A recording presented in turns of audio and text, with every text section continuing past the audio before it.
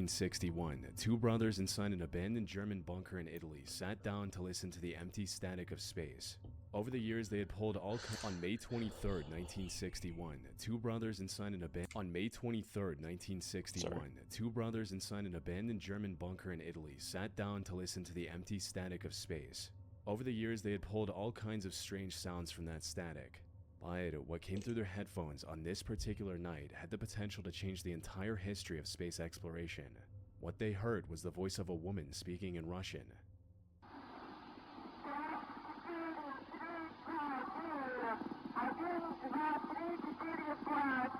The full transmission lasted a little over 2 minutes. Throughout it, the woman repeatedly called for the person on the other end to answer her.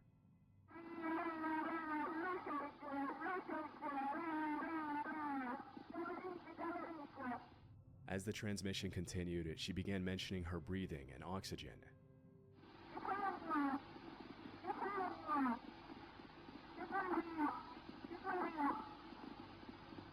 But soon after this, her words became far more alarming. She claimed the temperature was rising and repeatedly said that she felt hot, like she was in some sort of immediate danger.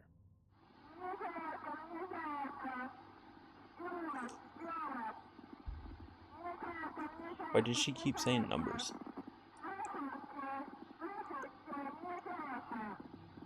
Then, near the end of the recording, she said she could see a flame and asked whoever was on the other end whether she was going to crash.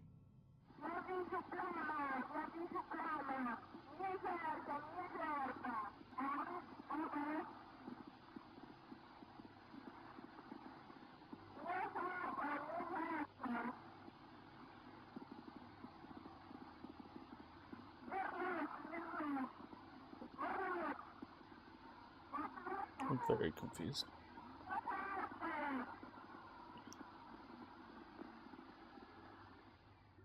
And with that, the transmission abruptly ends.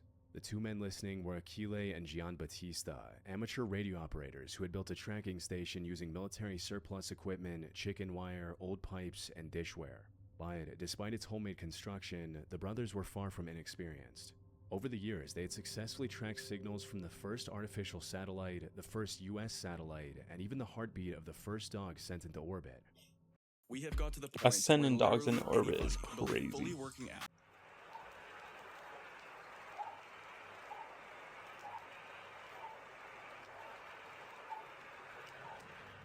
In other words, their station had become one of the most capable amateur space tracking operations anywhere on Earth, which is exactly what makes the recording of the woman speaking Russian so difficult to dismiss. The voice had appeared on a frequency the brothers associated with Soviet spacecraft. However, unlike the beeps and telemetry they normally intercepted, this was unmistakably a human being who appeared to be in serious trouble. From the translated words, the brothers claimed they were hearing a Soviet cosmonaut trying to contact ground control as a fire spread throughout her spacecraft and she began burning during the descent back to Earth. And they believed they had intercepted a transmission the Soviet Union never intended the rest of the world to hear. But as soon as they made the recording public, that explanation ran into several major problems. This transmission was supposedly captured only 6 weeks after Yuri Gagarin became the first officially recognized human being in space. If the brothers were right, the Soviets had launched another crewed mission almost immediately afterward, only this time with a woman aboard. That would mean Valentina Tereshkova, who flew in 1963, wasn't actually the first woman in space. She was simply the first one who came back alive. And for that to be true, the Soviets would have had to launch and lose another female cosmonaut, then erase the entire mission from the public record. So, to many people, this story was simply too unrealistic, and they chose to believe in a much simpler explanation, that the Italian brothers had made up the entire thing. Their earlier recordings had already brought them considerable attention, and critics believed this mysterious woman was merely an attempt to keep that attention alive. And one of the first objections the experts raised was the physical impossibility of the transmission. You see, as a spacecraft tears back into the atmosphere, the air surrounding it becomes intensely heated and ionized, forming a layer of plasma that blocks or severely weakens radio signals.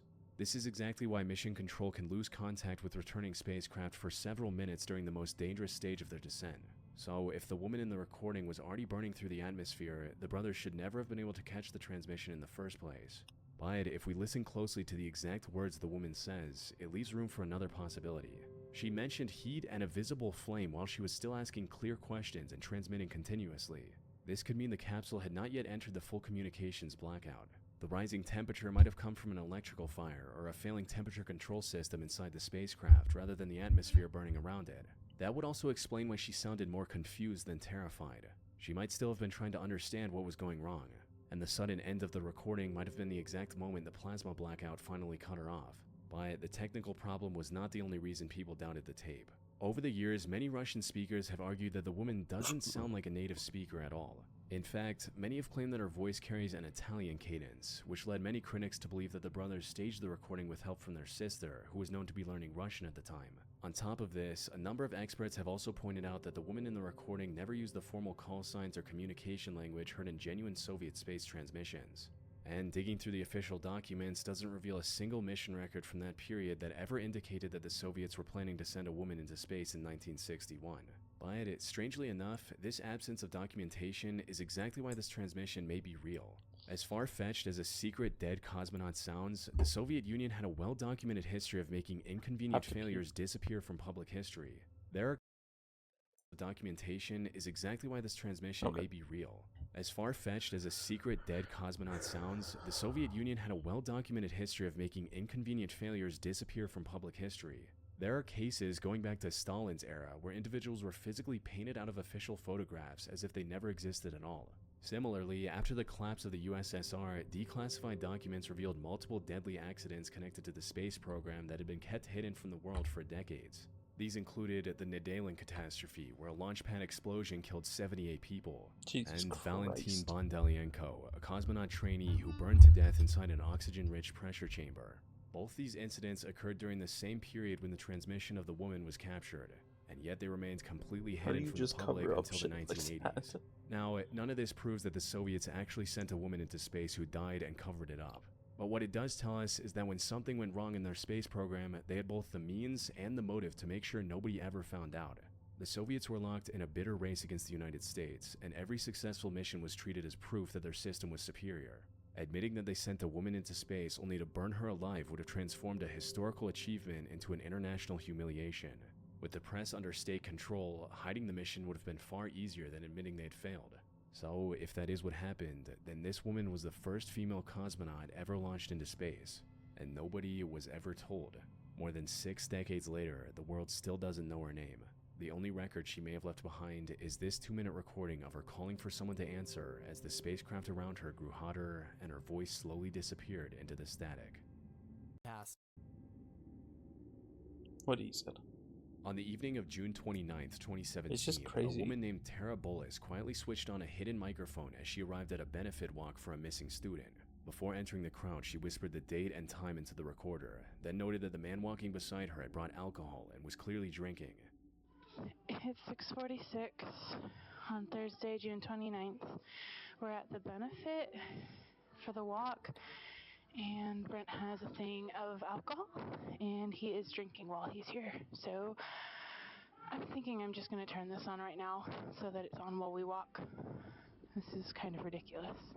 What she didn't know yet was that the hidden wire she was wearing would become the key piece of evidence in one of the most disturbing criminal cases Illinois had seen in years. Why? Tara was secretly working with the FBI to find the missing student, and the man beside her was Brent Christensen. He was the prime suspect in the disappearance of the woman whose benefit they had come to attend. Tara had already agreed to record several conversations with him, but so far none had given investigators the evidence they needed. Oh, okay. Even as they I moved was through the wondering why crowd she that was just evening, Brent recording initially said randomly. nothing that directly connected him to the case. But as he continued drinking, his attention slowly shifted toward the people gathered around them. So weird.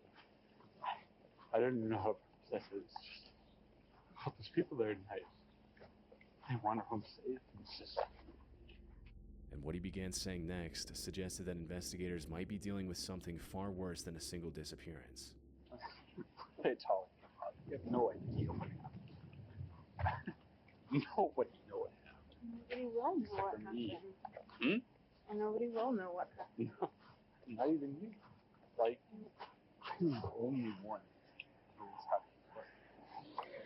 having. The fuck do you mean? She was. You know, you're the only one that knows what she's at. The woman Brent was talking about was 26-year-old Yingying Zhang, a visiting scholar from China who had arrived at the University of Illinois only 2 months earlier to research crop production. On June 9th, Ying was traveling to an off-campus apartment complex where she planned to sign a new lease. After missing her connecting bus, surveillance cameras showed her walking several blocks to another stop and waiting for the next one. By it, shortly after 2 p.m., a black Saturn Astra passed her, circled the block, and returned. The driver stopped beside Ying and spoke with her through the passenger window for roughly 1 minute. She then entered the car, and that was the last time she was ever seen. When investigators looked through the surveillance footage, they couldn't make out the vehicle's license plate, so they began examining every black Saturn Astra registered in the surrounding area.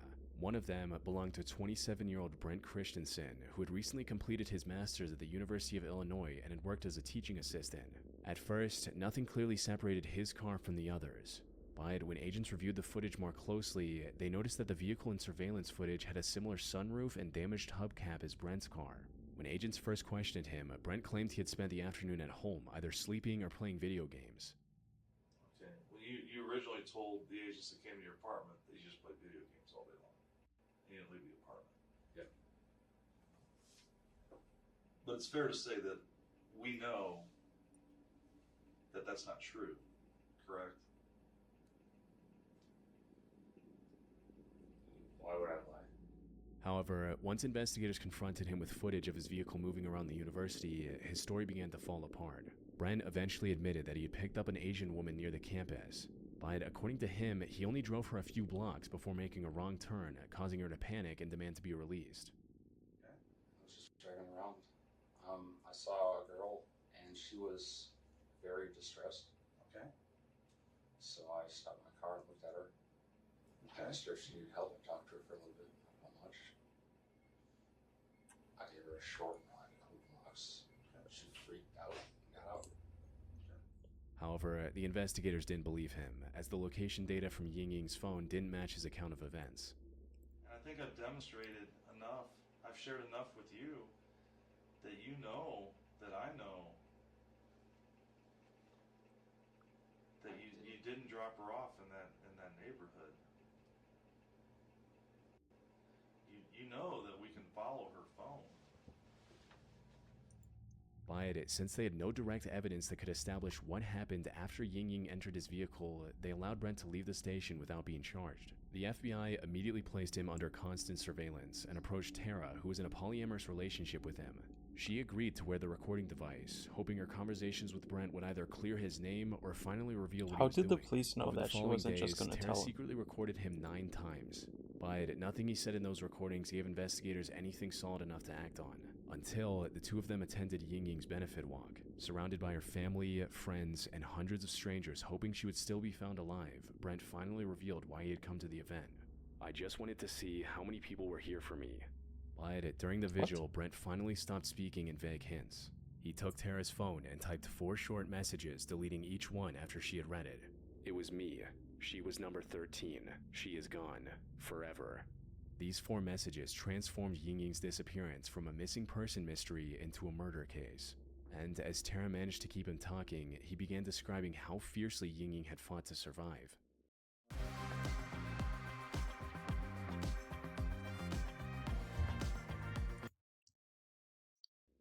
She was valiant. She looked.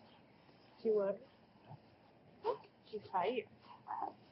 How More does than anyone else. Really? A little Chinese girl? More than anyone else. Does she really have broken English? Did she say anything to you? Yeah. She fought more than anyone else I've ever met.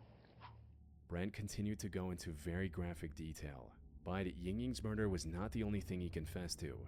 He claimed he had been killing since he was 19, that Ying was his 13th victim, and that the previous 12 had left almost no evidence behind. More disturbingly, he said he still wanted to continue. Ying is the only person that has produced evidence of these things. Number 13. I've had this since I was 19. Why would he tell her this? That's my question. My life Just yapping. He proudly compared himself to other notorious serial killers. But during these boastful statements, he made a claim that would go on to add another layer of mystery to the case. family, you hear sometimes that they won't leave until she's found, until they can return them. They're going to leave empty-handed because I feel like No one will ever know where she is. The FBI who had a GPS in his car never knew. Wait, he knows They were that the able to do this within hours. FBI GPS his car, and he's still talking about it? The FBI arrested idiot. Brent the following days. When investigators searched his apartment, they found traces of Ying Ying's blood in his bedroom. His trial began on June 12, 2019, in federal court in Peoria, Illinois. 12 days later, the jury found him guilty of kidnapping resulting in death and 2 counts of lying to FBI agents. On July 18th, Brent was sentenced to life in prison without any possibility of release. But the sentence could not undo the final part of Brent's plan. Unfortunately, his prediction about Ying Ying's family returning empty-handed came true. Her body has never been recovered. And if Brent was telling the truth about having 12 earlier victims, he may have been just as effective at making them disappear. But so far, investigators have never found evidence connecting him to another murder. His defense argued that he'd been drinking and was exaggerating to impress Tara. But Tara testified that while Brent had consumed alcohol, he did not appear drunk. She said he seemed proud and excited while discussing the murder, and in the days that followed, he never once contacted her to take back what he had said.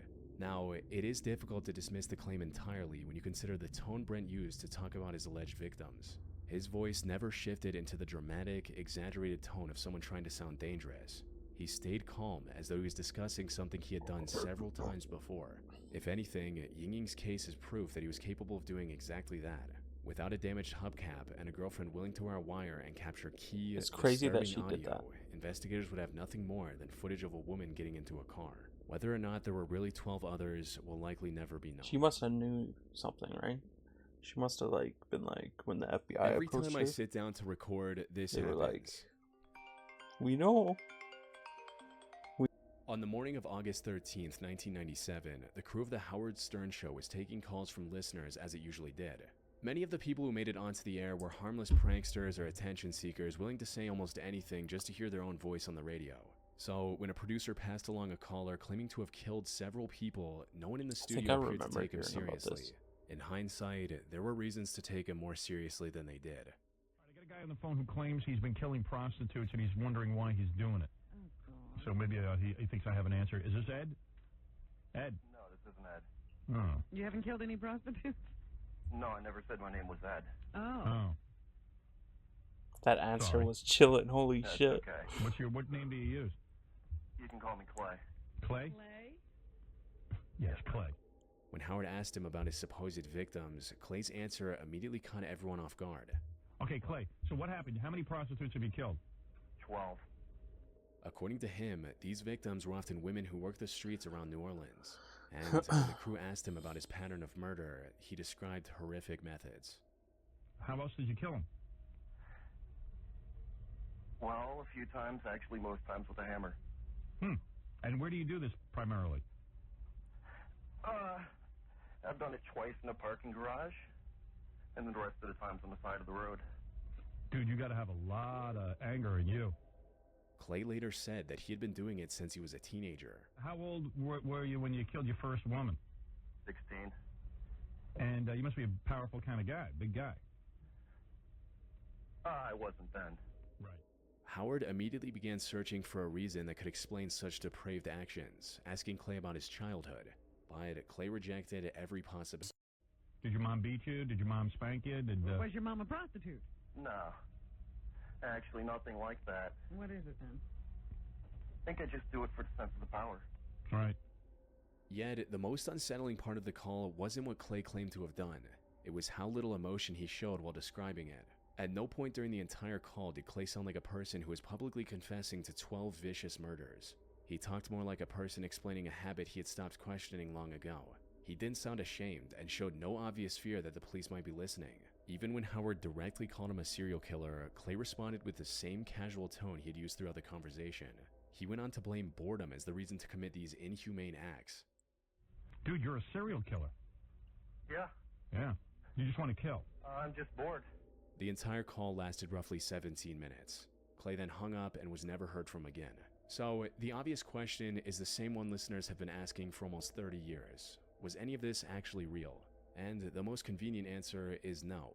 You see, by that time, The Howard Stern Show had built its reputation around taboo-breaking comedy, outrageous guests, and phony phone calls.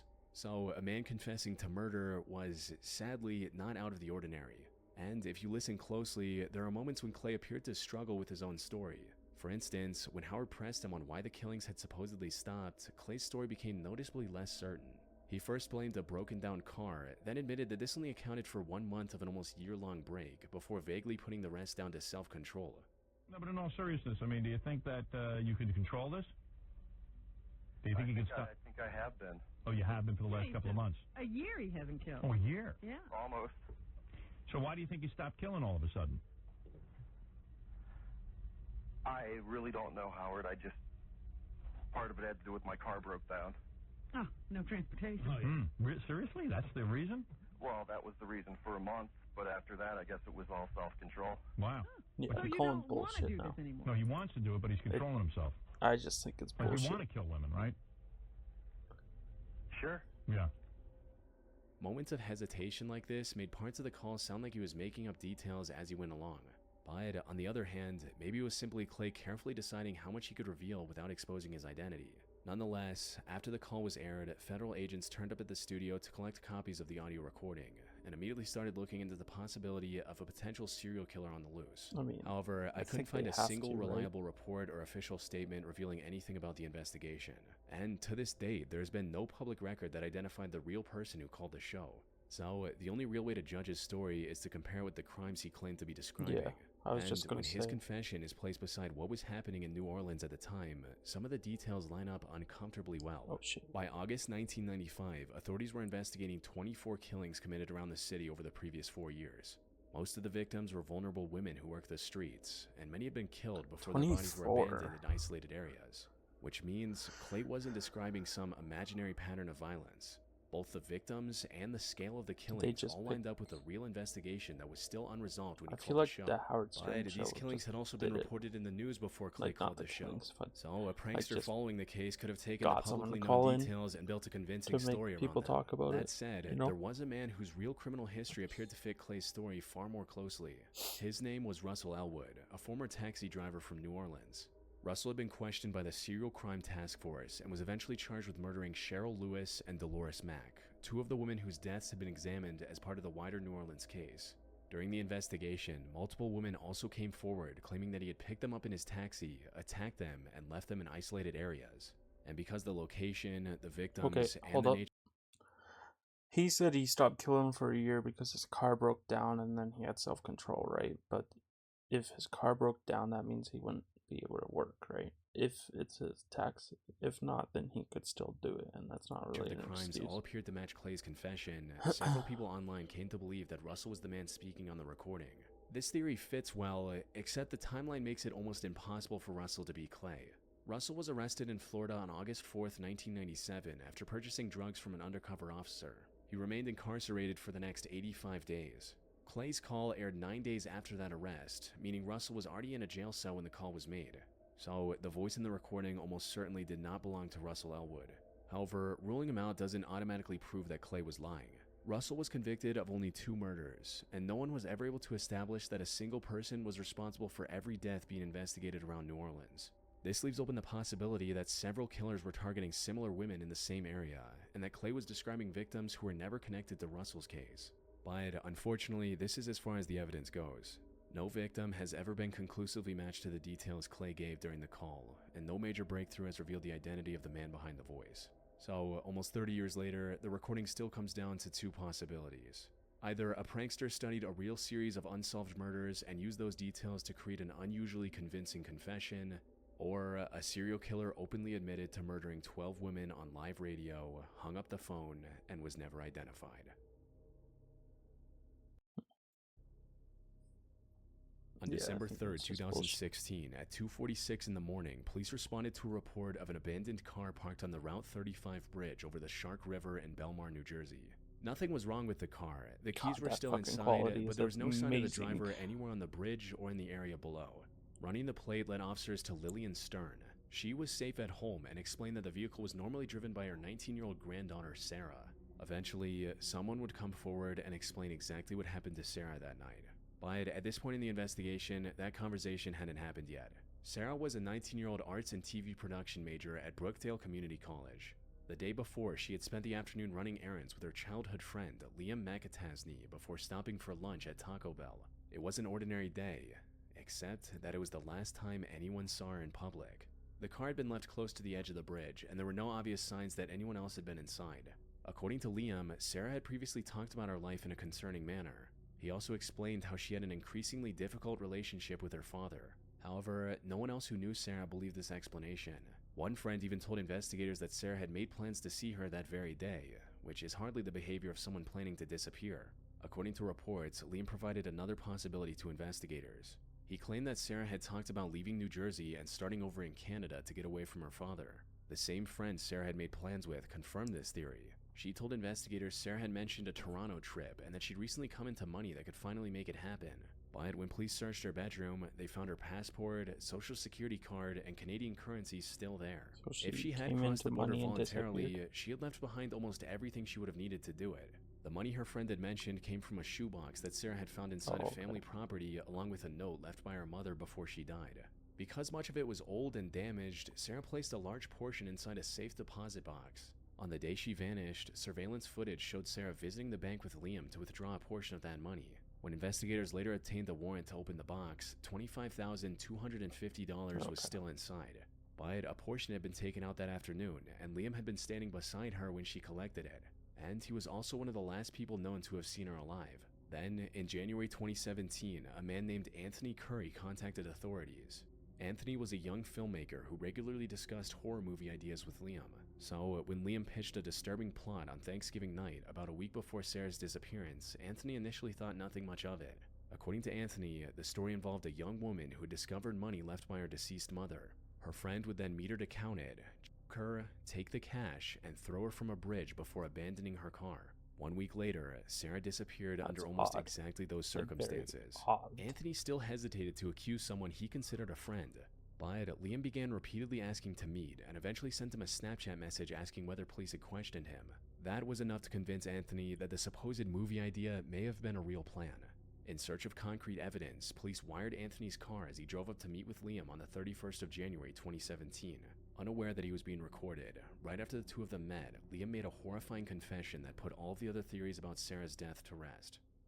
Dude, you can't blame me for doing this, right? I gotta feel you up real quick, alright?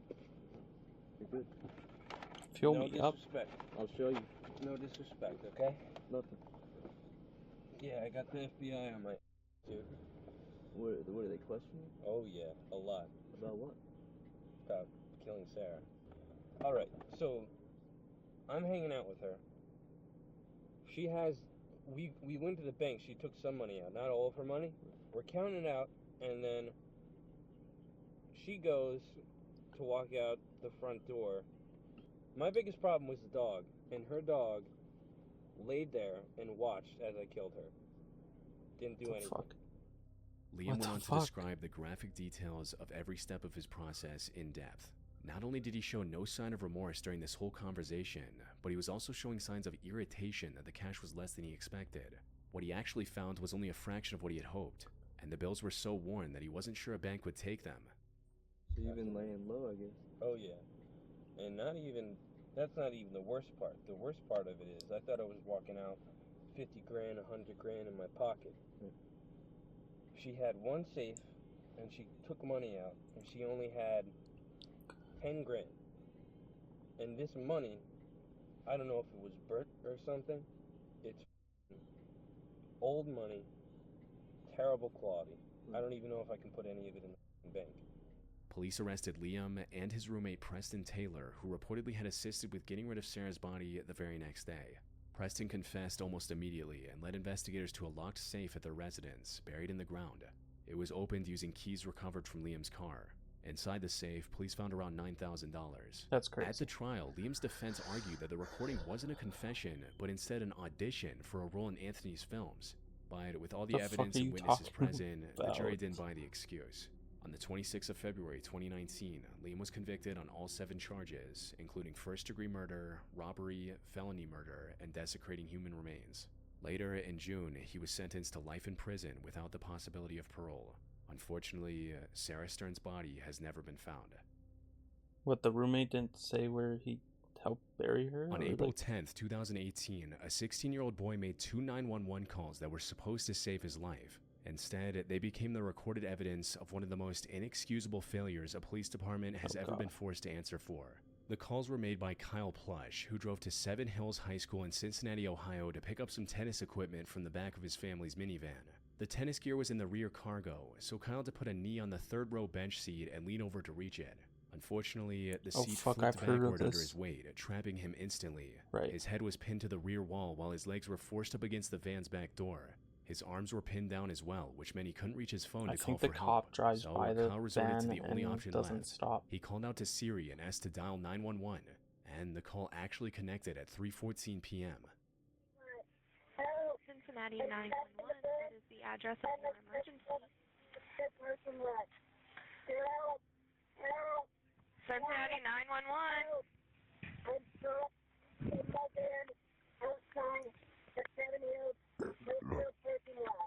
The Seven Hills what parking lot? Where are you? He told the dispatcher he was trapped inside his van and gave them the name of the school he was parked at. Can you hear me? Yes.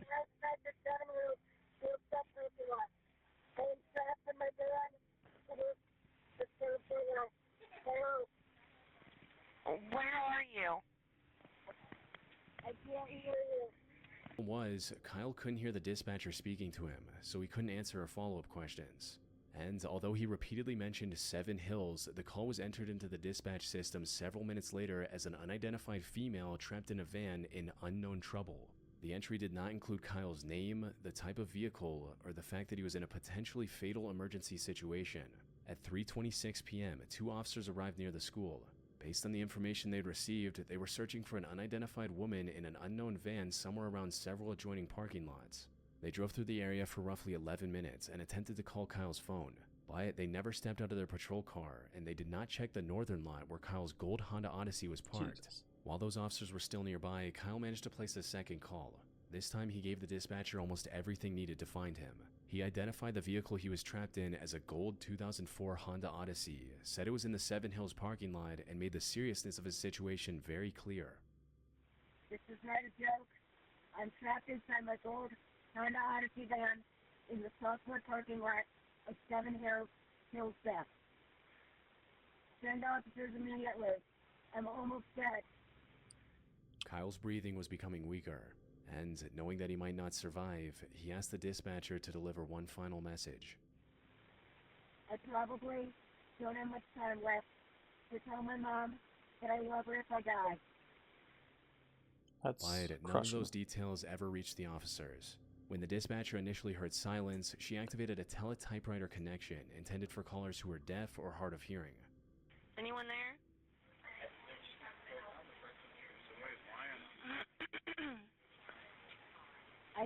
I can't hear what you're saying.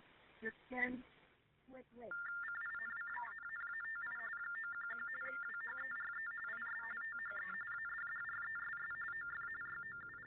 Instead of clarifying the call, the function drastically lowered the volume of Kyle's voice. The dispatcher did not switch back to the normal audio, replay the recording, or create a new entry in the dispatch system. So even though Kyle had now provided the exact color, make, model, and location of the van, the officers searching nearby were never told any of it.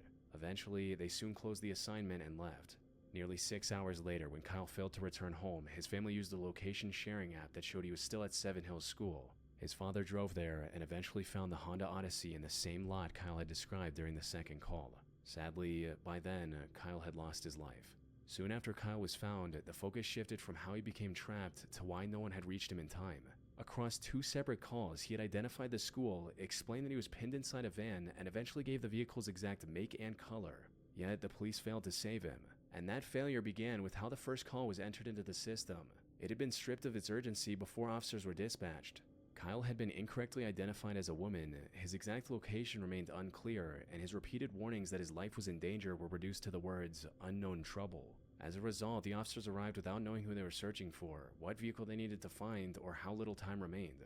So, when they failed to find anyone in immediate distress, they began treating the call as though it might have been a prank. An off-duty sheriff's deputy working traffic nearby even suggested that the caller might have been a woman he had told to move her car earlier that day. But that explanation makes no sense the moment you hear the recording of the call. Kyle's voice was very clearly strained and panicked, and a call carrying that level of fear should have never been treated with doubt until officers had personally ruled out the danger. And even if the first call had been misunderstood, his second call should have erased any remaining doubt. Kyle gave the van's exact color, make, model, and location. Yet none of that information reached responding officers because the dispatcher later claimed technical problems had prevented her from properly hearing and documenting the call. According to her, the computer screen had froze, while the teletypewriter function made Kyle's voice almost impossible to understand. On the surface, that was a believable justification. The city's 911 system had a history of technical glitches that disrupted incoming and outgoing calls. But an internal investigation of the phone system for that call specifically found no trouble with That's it. crazy. The same review found that if the dispatcher genuinely couldn't hear him, procedure gave her a clear next move. She should have asked the caller to tap the phone twice, press a key, or switch to yes or no questions, all of which she never did. Which leaves only one explanation for Kyle's death. It was caused by a series of irresponsible choices made by the officers present inside the system. The department later reviewed the second call and described the way it had been handled as unacceptable. Not only had the dispatcher skipped the due process to ensure the caller received help, but she also never documented the call, violating yet another guideline. The Plush family filed a wrongful death lawsuit against the city and the employees involved, which was settled for $6 million in 2021. The system responsible for saving Kyle's life had failed him, leaving behind some of the most haunting pieces of audio. It's kind of crazy that the police also didn't get out of their vehicle. I mean, I kind of understand it's a large area search, but that second call was definitely the sentence, though. That's crazy fucking video.